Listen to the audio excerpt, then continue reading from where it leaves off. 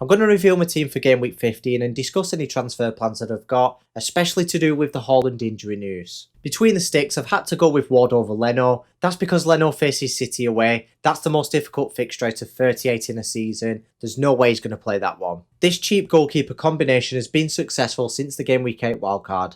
On the back line, I fancy Cancelo to get a return this game week. He faces Fulham at home. Trippier faces Southampton away. Yeah, he's not got the home advantage, but that's still a decent fixture. And to complete the defence is Dunk. He faces Wolves away, and they've not got the best of attacks. The defenders on the bench are Anderson against West Ham away, and Nico Williams against Brentford at home. To be fair, I was actually going to start Anderson this game week. That's because the attacking fixtures are absolutely awful, and you'll see that in a sec. The reason I didn't start him is because Palace's clean sheet odds are roughly 20%, therefore there's a higher ceiling for my attacking players. In midfield is a captaincy candidate, it's Mo Salah against Spurs away. It does sound a bit ridiculous really that his name's in the hat, that's because he's got a difficult fixture and he's been off the boil this season. I don't know if he'll get the captain's armband or not though. I really want to captain a City attacker against Fulham at home, that's if Haaland's playing or not. I'll touch up on that later on in the video. The Arsenal pairing Martinelli and Saka travelled to Stamford Bridge. Luckily enough, Saka's been cleared of his injury. The last player starting in midfield is Zaha. He faces the Hammers away from home. I've always planned to keep him right up until the World Cup because of his favourable fixtures, and next game week he faces Nottingham Forest. My last midfielder is second on the bench, it's Bailey against United at home. He would be my first insurance, but his expected minutes are too low. Up front is another captaincy candidate, it's Kane against Liverpool at home. If I hear that Haaland's fit to play through the press conference or leaked team news, I'll be doing a transfer from Kane to Haaland and he'll be my captain. Either way, I'll be publishing a best captain video with all my data analysis and advice on who's to captain depending on who's available to play. Make sure you hit that subscribe button if you haven't already so you don't miss it. Jesus completes the Arsenal triple up against Chelsea away. I did buy the Gunners for the easier fixtures, but they've all gone now,